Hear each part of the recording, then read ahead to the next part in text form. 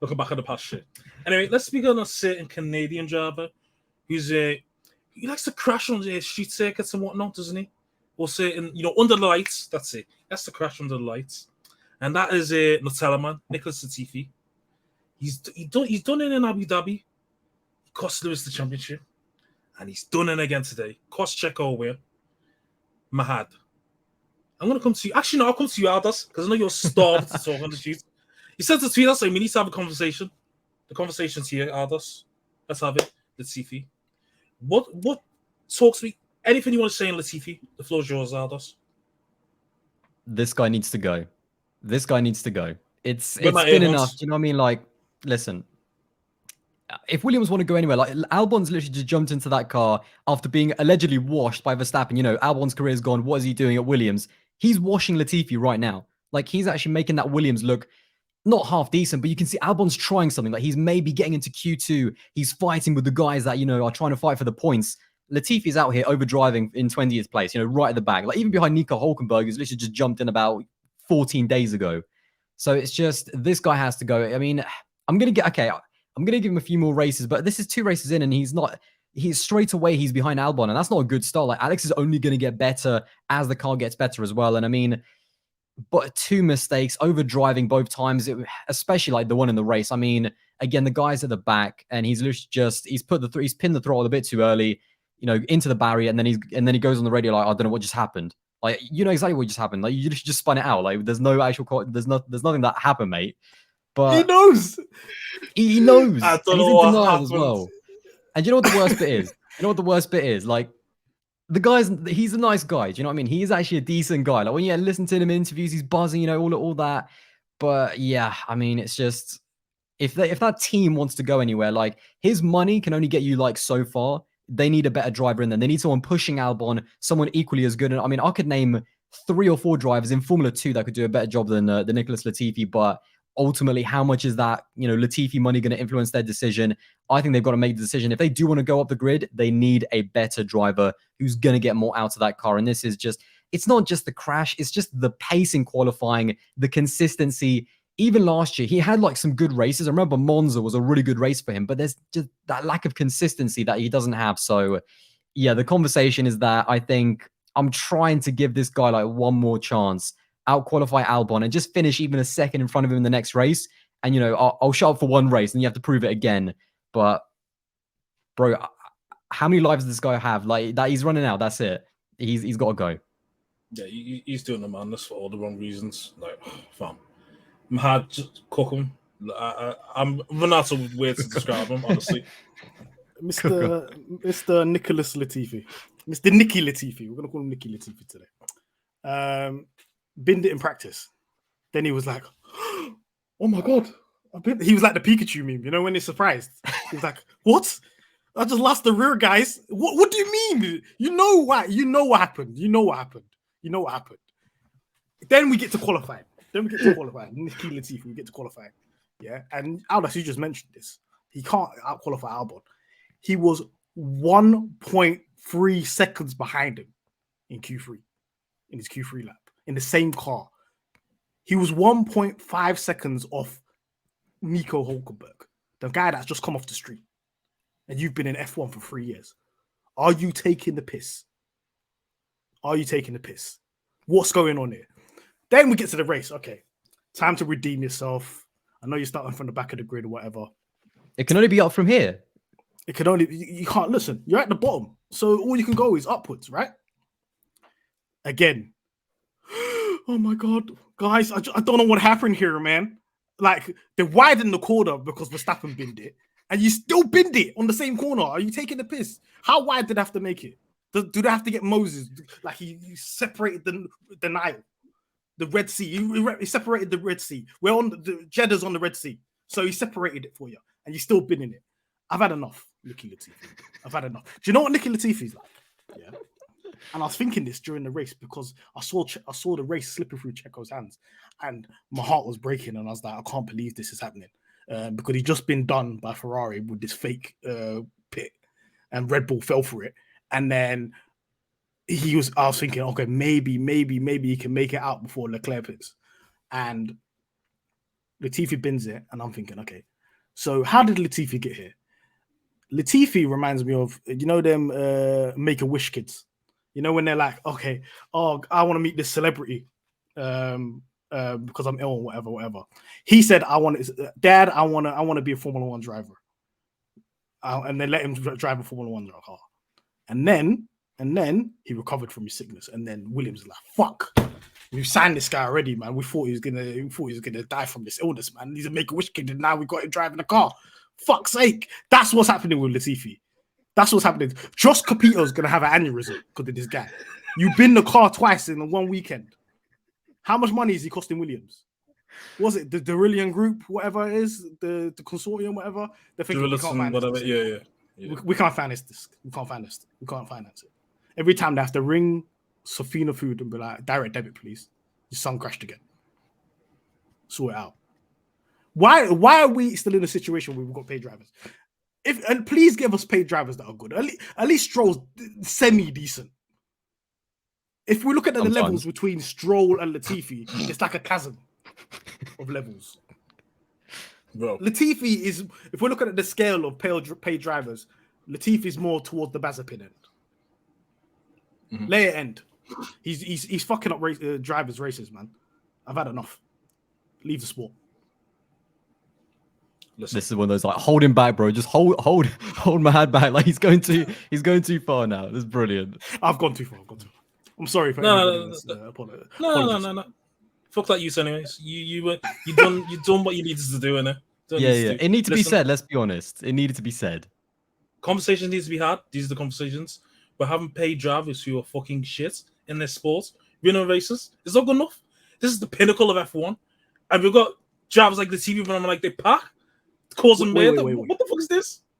We've got Piastri making coffees in the Alpine paddock, and we've got Latifi in the car. The sports gone. The sports game's gone, mate. The game's gone. Game's gone, mate. Game's and by the way, just to say, like Sergio Perez was a paid driver when he came in. He still brings money to Red Bull, by the way. But he's a paid driver who literally just he earned his right straight away. Like 2012, especially, he proved beyond a doubt he's a quality driver and he deserved to stay. But there's paid drivers and then there's paid drivers. You know, there's two different bands, and it's just forget about the money. Just on a talent level, full stop. Like the money that he's giving to that team, I don't think it's worth the level that he's performing at anyway. Like that's the thing. But yeah, enough is enough. That's it. He's got to go. It's time. Listen, I said this on a previous pod, yeah. The only Nicky we recognize is Minaj. Just remember that. That's the only Nicky we know. This Nicky Latifi, no. Nicki Minaj, yeah, that's the only Nicky we recognize. Just want to leave it as that. Anyways. Give his seat to Awasa. I'm on Awasa hype train. If you heard it here first on Pitstop Fracas, let's do it.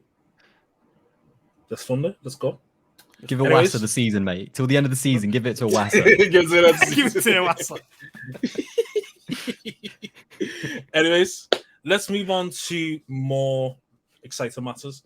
So, of course, in Bahrain, we have Max v Shaw, where you could say Shaw maybe done a number on Max, you know, gave him a couple dummies, you know, Max fell for it, and he got the best of Max. But this time we got it again, more Max v Shaw, round about between lap 42 to the end of the race, really. And Max came out on top. So, Aldas, I'm going to come to you on this. What did you think of the Max v Shaw battle? Did you think it was exciting? Do you think there was any foul play involved? Because Max was playing on the radio saying, oh, how's he made up so much time? Because, you know, Max, he loves to whine and, you know, the way he likes to bait people. So, you know, with the safety car restarts, he loves to do this thing where he likes to be alongside people and then try and, you know, pressure them and whatever. But both times, Charles is, you know, he's not fell for his bait, but, you know, he switched on Max, basically. He said, no, I'll bait you into something. And it caught him slipping. So what did you think of the Max v Shaw battle and Max's his fascinating ways to get past the man, especially Shaw? I mean, the good thing is about that battle was that I thought the race in the middle was getting a little bit quiet. Do you know what I mean? It was like kind of settling in a little bit, and then it just exploded in like the last 15 or so laps. But yeah, I thought the battle was amazing. There was a bit of a strange kind of dynamic with that DRS line, like both of them locking up, playing a few games there and there. Not sure if I'm a fan of that because like it's just kind of messing around a little bit, you know, braking early and stuff like that. So maybe that needs to be looked into. But I will say though, Max, like I totally get what he's doing, by the way, under the safety cars. He's trying to pile on that pressure, you know, really just tighten the screws on the guy in front of him. Like I do need to read the rules in terms of if that's even allowed, the way he's like really side by side, like almost overtaking, because I think it should be that you can't even go side by side. You need to be like fully behind them. But so yeah, I need to read up on if that's even like allowed. But if it is, I totally get what he's doing. But I think he's costing himself a little bit. I think he's been a bit too smart, trying to be kind of a little bit just doing too much, man. He's doing too much because I think it's actually cost him. Like even on that restart, I think it cost him the way Charles was able to jump him and get like a few little car lengths, and Max wasn't able to get to overtake him. So I don't know. Maybe Max needs to look into that. Although he's very uncompromising, his style is so binary. Like he's always attacking. He doesn't really think too much about the long game. It's more about get the overtake done right there, right now. And we saw a bit of that in terms of like he didn't play, like he didn't stay behind the DRS, and Charles re-overtook him at one point in that race. So yeah, but again, it was just I really like these two racing. I have more trust in them racing than Max and Lewis, because that was just. Yeah, Max and Lewis was something else. Like I honestly, every single time they were wheel to wheel, I was like, they're going to crash at one point. But yeah, I enjoyed it. I will defend Max a little bit about the team radio thing, is because that's just him. Like he's got a lot of stuff going through his head, and that emotion always comes out. And again, like in the cars, it's so difficult. We're judging it when we're sat at home, you know, seeing everything on the screens and like fully calm and everything, or trying to be calm. In the races, especially around that track, man, like chasing Leclerc down, the walls are just like centimeters away from you. So that's just what Max is. I don't mind it too much because I understand that it's heat at the moment, it's emotion. And he was right, to be fair, a little bit. I want to see I'm looking forward to seeing a few things. I saw on Twitter some investigations about the last two laps and yellow flags, because I was surprised how close Leclerc was under yellows. So I totally get it from Max's point of view, but mate, he still did the business, man. I mean, this guy's quick. He can overtake. And sometimes, especially up against a driver like Leclerc, who was so aggressive and attacking, Max got it done, mate. And that's all that matters at the end of the day. You know, the first race didn't go as planned. He didn't do any mistakes in Bahrain, but he got the job done here, and fair play to him, man. I mean, that's why, whatever you think about Abu Dhabi, the guy is a worthy world champion in terms of the speed that he has. There's no doubt about it. So yeah, round two, this time it goes to Max, but I'm looking forward to these two battling again pretty much all season long. Yeah, no, I fully agree. If this is the battle we've got for the rest of the season, listen, give me more of that. Give me more of that. So, Mahad, what do you think of Max v Shaw battle? And do you have any opinions on Max's overt style, if you will, in terms of trying to get past the man? He ain't gonna change his style, and that's just the way he operates. You know, I think he goes into races thinking, okay, if I'm in clean air and I'm first, no one's catching me. So he needs to do everything possible to be in front of somebody and try to get that leap on them and just run away with it, basically. So he's because he's such a pace demon, the way he can build a gap on somebody and try and get out of that DRS and start putting seconds on people's heads. This is where he needs to start pulling it out when it comes to quali, because if he's on pole, and then if he was on pole and he was in Checo's position, he would have put out a big lead. He would have put out a big lead on Charles. But because he's not in these situations, he's either P2 or P4, or whatever, he has to do the chasing. And when it comes to the chasing, he's too hot-headed to be playing these type of mind games. And Charles is an exceptional driver. He's gonna play these kind of mind games with him and just know, okay. We saw it a couple of laps before with Hamilton and Magnussen, where they know before that last DRS section where it starts to get activated, look, you don't want to be the guy behind because you're gonna get done on the straight. And we saw the same thing with Charles and Max. So first lap, the first time they went at it, Charles completely done him. And Max fell for the bait. The guy was going like 2 miles an hour on the straight. Why are you just going straight past him? You have to think in your head, Max, and think, okay, why is he going so slow? But obviously he just wants to take any opportunity of overtaking him. Second lap, they're doing this whole locking up the brakes and whatever. Didn't really work out for him. And then third time, so Charm. And was it third time or was it fourth time? I can't really remember. But anyways, he managed to overtake him on the straight, Max, and he managed to get out of the way. But I think it's going to be an interesting battle. I noticed how they don't really come wheel to wheel. They keep cover quite a lot of space. Max is going to moan on the radio. I don't know what people are moaning about him moaning on the radio. I would moan on the radio. If I was a Formula 1 driver on the radio, people would hate me because I would be talking 24/7. You're driving a car at 300 kph. Why would you expect the person to be calm? You expect the person to be acting like a librarian and just be like, oh, yeah, I'm very calm and collected in that situation. There's some drivers that are and some drivers aren't. So, and Max is definitely not one of them. So, yeah, I definitely think that battle was good. I'm confused about. I need to start looking at like Aldas said. I need to start looking because I'm not sure how Charles Leclerc can set the fastest lap with yellow flags. How does that make sense? That I saw fastest lap on the screen. I was like, this is double yellow flags. How do you set fastest lap? Then somebody that wasn't. So Max set the. I think it was Perez that set the fastest lap because I wanted to leave with something. I was like, Perez, leave with 1 point at least from fastest lap. And then I was like, Charles fastest lap. I was like, hold on, it's double yellows. I don't understand what's going on here. And then obviously that's when Max started complaining, like, oh, how did he catch up so quick? Whatever. This is not fair, whatever. We're gonna have to figure that out. There's probably gonna be some fallout from there. Because a lot of people did not slow down for the double yellows. Not only just Max and Charles, other people were not slowing down whatsoever because of the whole Albon incident. But yeah, it's gonna be an interesting battle, I think.